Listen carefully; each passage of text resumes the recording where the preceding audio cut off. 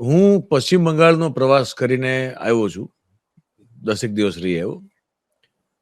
અને એ દરમિયાન દિલીપભાઈ સતત ગુજરાતમાં જે લોકલ બોડી ઇલેક્શન્સ છે, સ્થાનિક સ્વરાજની ચૂંટણીઓ, એને લઈને દિલીપભાઈ કોન્સ્ટન્ટલી બહુ ઝીણી નજર રાખી અને બારીક નજર રાખીને બધું એનાલિસિસ ને જાણકારી બધું આપ સુધી પહોંચાડી રહ્યા છે. એટલે મને એમ થયું કે બંને વિશે, બંને સબ્જેક્ટને એક સાથે જોડી એટલા માટે, કારણ કે મૂળ મામલો તો દરેક જગ્યાએ, બંને જગ્યાએ આ દેશની અંદરમાં, પછી લોકસભા હોય કે વિધાનસભા હોય, હવે બધી જ વસ્તુઓ જે છે, જેમ કે આપણે છે ને પેલું સંસ્કૃતમાં એક સુવાક્ય છે, એક શ્લોક છે, એનો એક ભાગ છે કે ભાઈ તમામ દેવોને જે આપણે નમસ્કાર કરીએ એ બધા નમસ્કાર કેશવ પ્રતિગચ્છતિ, એટલે કે ભગવાન શ્રી કૃષ્ણ તરફે તમામ પ્રણામ અને નમસ્કાર જતા રહે છે. એમ તમામ રાજ્યના કે કોઈ પણ પ્રકારના જે ચૂંટણીના પરિણામો છે એ બધા ચૂંટણી કમિશનર અથવા ચૂંટણી આયોગ જે છે એના એના ઈશારા ઉપર એ તરફ જતા રહે છે. આપણે જોઈ રહ્યા છીએ.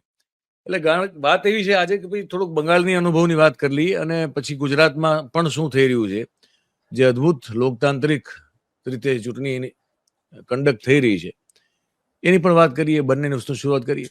હવે બંગાળ વિશે તો મને દિલીપભાઈ પૂછશે, હું કહીશ. ગુજરાત વિશે પછી હું એમને પૂછીશ તો એ મને કહેશે. તો દિલીપભાઈ શરૂ કરીએ આપણે. હવે બંગાળ વિશે તો આપને મને પૂછવું પડશે, કારણ કે તમે પૂછશો એના પર જવાબ આપીશ તમને. બંગાળમાં ખાસ કરીને આપણે ગુજરાતના સંદર્ભમાં જે આપણે વાત કરીશું કે ગુજરાતમાં જે આખો માહોલ જે છે એની કમ્પેરિઝનમાં પશ્ચિમ બંગાળમાં શું ચાલી રહ્યું છે, શું થયું છે, શું થવાની શક્યતાઓ છે, મને લાગે છે કે સારું છે. કારણ કે આપણે ગુજરાતના જે આપણા વ્યુઅર્સ જે છે, દર્શકો, એને એ વધારે અનુકૂળ રહેશે. કારણ કે બંનેની ચૂંટણીઓ જે છે એકી સાથે થઈ રહી છે. અહીંયા સ્થાનિક લેવલ ઉપર છે ને ત્યાં વિધાનસભાની છે, તો એટલા માટે અને ઘણી બધી સામ્યતાઓ પણ આપણે જોઈ શકીએ છીએ. પહેલી સામ્યતાઓ તો એવી છે કે ત્યાં જે મેઇન કેમ્પેનર જે છે એ અમિત શાહ અને નરેન્દ્ર મોદી છે, સ્ટાર પ્રચારક તરીકે. બંને ગુજરાતી છે. ગુજરાતથી ત્યાં કે કઈ રીતે ગુજરાતનું જે ચૂંટણીનું મોડેલ છે એ મોટાભાગે ત્યાં મને આપણે જે ઉપરથી જે જોઈએ છીએ એ એવું દેખાઈ રહ્યું છે. તો ત્યાં તમે જે ગયા મેહુલભાઈ, તો વાસ્તવમાં જે ગુજરાતમાં જે બધા હાથકંડા અપનાવવામાં આવતા હતા આ બંને નેતાઓ દ્વારા, તો ત્યાં એ એવું દેખાય છે ખરું લોકોમાં, ખાસ કરીને? કારણ કે તમે તો ઘણા બધા વિસ્તારનો પ્રવાસ પણ કર્યો છે. દિલીપભાઈ, બહુ ઇન્ટરેસ્ટિંગ વાત એ છે કે ચૂંટણી જીતવાના જે પ્રચારના હથકંડા, જે બધા નાટક ચેટક છે, એ તો એઝ યુઝ્યુઅલ ઓલમોસ્ટ એ જ થઈ રહ્યા છે જે એ ગુજરાતમાં પણ કરતા હતા, અત્યારે પણ કરે છે, અન્ય રાજ્યોમાં પણ કરી રહ્યા છે અને દેશવ્યાપી પણ એ કરે છે. એ જ હિન્દુ મુસલમાનને કપડાં પહેરવા ન પહેરવા, શું ખાવું ન શું ખાવું, અડધી રાત્રે બેન દીકરીઓ બહાર નીકળે. અને એટલે મને તો એમ સવાલ થયો કે અડધી રાત્રે બેન દીકરીઓ બહાર નીકળવું વગર કામે શું કામ જોઈએ? બેન દીકરીઓ શું કામ, મારે કે તમારે શું કામ નીકળવું જોઈએ? આ કોઈ સવાલ પૂછતું નથી. આજે બધી વાર્તાઓ કરતા હોય છે, પણ બોલું બધી લાંબી, બધી છોડ, મતલબ ફેંકમ ફેંક બધી. અને જે હકીકતમાં જે નથી જમીન ઉપર કોઈ જગ્યાએ, જેનું જે ઇસ્યુનું જે પ્રશ્ન જમીન ઉપર નથી, એવા કાલ્પનિક સવાલો ઉભા કરીને પછી એના કાલ્પનિક સોલ્યુશન આપવા, આ બધું જે અહીંયા બધે કરે છે એ બધું ત્યાં પણ કરે છે, જે હું જોઈને આવ્યો. પણ ફરક બહુ મોટો છે સાહેબ. હું તો ખાલી ગુજરાત ને બંગાળની વાત કરું અત્યારે. હવે ફરક અહીંથી શરૂ થાય. હું જે કહું ત્યાં જ સમજજો. આપણને છે ને એક વેવલી, એક મસ્કરા જેવી, એક જોકર જેવી પ્રજા તરીકેનું ચિત્રણ કરવામાં આવ્યું છે ને આપણને કોઈ ગુજ્જુ કે ને તો આપણે હા બરોબર, ગુજ્જુ એ આપણે અપમાનજનક રીતે જનરલી લોકો નથી લેતા. હું લઉં છું, મને કોઈ ગુજ્જુ કે તો મને તમરા બોલી જાય, મને નથી ગમતું કે મને કોઈ ગુજ્જુ કે. ભાઈ હું ગુજરાત પ્રદેશમાં, એટલે કે ગુજરાતી છું, એનું ગુજ્જુ ન થઈ શકે. હું મલયાલીને મલ્લુ નથી કહેતો. હું એ જે તે પ્રદેશને એની રિસ્પેક્ટ આપું છું અને હું એ ઈચ્છું છું કે મને રીતે મળે. હું સૌરાષ્ટ્રમાંથી આવું છું તો હું પછી સેકન્ડ જે છે હું સૌરાષ્ટ્રીયન છું, બરોબર છે, પણ ગુજ્જુ તો નથી હું. હવે આપણે ત્યાં આવો વિરોધ કરવા વાળા કેટલા? સાહેબ આપણે બંગાળ કરીએ ત્યાં જઈને બોલો એટલે લોકોનો મગજ છટકે. એ લોકોને બંગાળ બોલો એટલે અપમાન લાગે છે. બાંગ્લા, પશ્ચિમ બાંગ્લા કહેવાનું, બંગાળ નહીં કહેવાનું, બંગાળી પણ નહીં કહેવાનું. એના માટે એ અપમાન છે, એમની ઓળખ.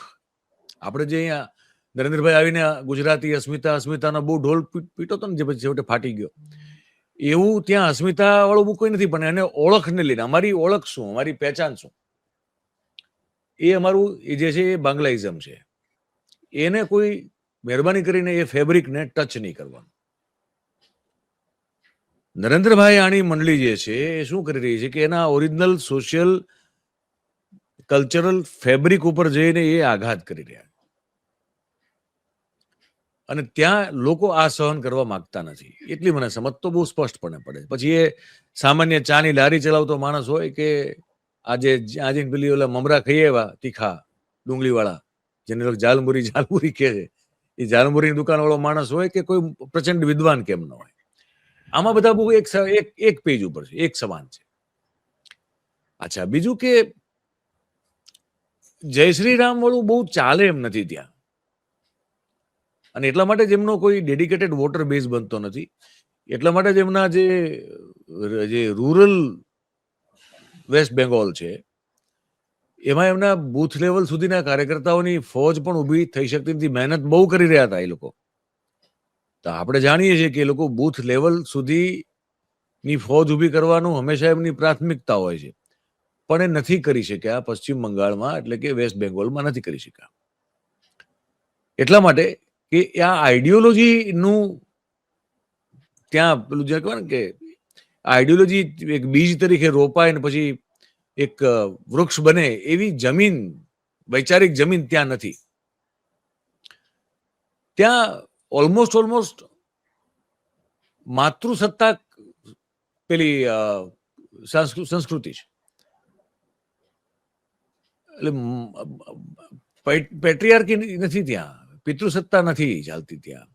માં અથવા બહેન અથવા તો ભાભી ઘરમાં સ્ત્રીનું અત્યંત મહત્વ છે, અને એ બાય ડિફોલ્ટ છે. એવું નથી કે કોઈ ઇન્કલ્કેટ કરવામાં આવ્યું છે, એવું નથી કે ઉગાડવામાં આવ્યું છે, એવું નથી. એ ત્યાંની ઓવરઓલ જે જીવન જીવવાની શૈલી છે એના ભાગ રૂપે છે.